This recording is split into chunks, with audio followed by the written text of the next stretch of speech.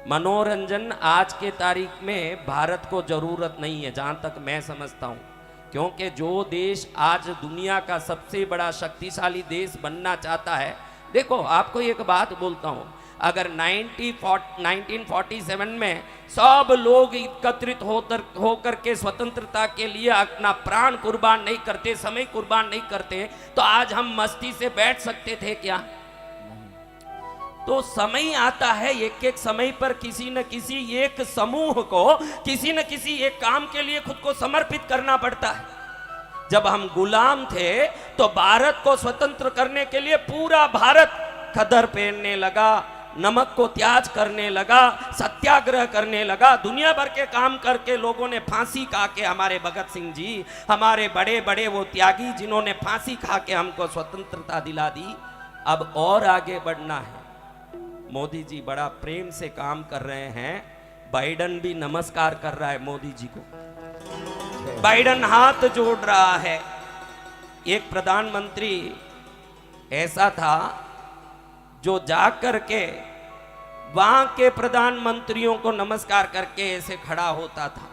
आज भारत में प्रधानमंत्री ऐसा आ गया है, उसके स्वागत में बड़े बड़े देशों के प्रधानमंत्री हाथ जोड़ के खड़े। मैं किसी प्रधानमंत्री की प्रशंसा नहीं कर रहा हूं, अब हमारे समूह को क्या काम है ये बताना चाहता हूं।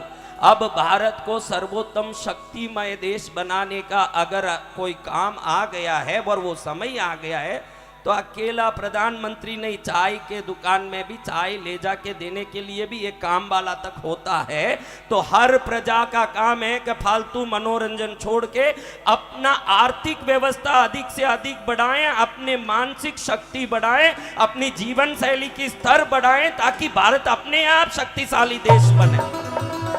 जय गुरुदेव। भारत शक्तिशाली देश तभी बन पाएगा जब दूसरे देशों के हमारी चीजें यहां से आयात होगी, हम दूसरों को उधारी देने जैसी ताकत आएगी। देखो, दुनिया भर के देशों के लोगों को बुला के इंदौर में ग्लोबल बिजनेस समिट करना पड़ा, ताकि उनको निवेदन करना पड़ा, आओ हमारे देश में इन्वेस्ट करो। क्या बोलना पड़ा? इन्वेस्ट करो।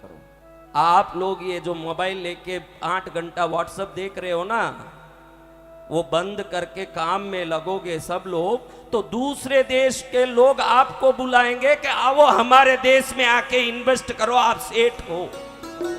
जिस दिन हमको ग्लोबल समिट करने की नौबत खत्म हो जाएगी किसी दूसरे को बुला के, हम क्यों नोकिया को बुलाएं, हम क्यों सैमसंग को बुलाएं, हम क्यों सेंट गोबेन को बुलाएं? हमारे सभी प्रकार के उत्पाद भारत को छोड़ के दूसरे देशों में जाएं जब भारत शक्तिशाली बनेगा। उसमें सबसे बड़ी बाधा आप नालायकों का मनोरंजन कर रहा है।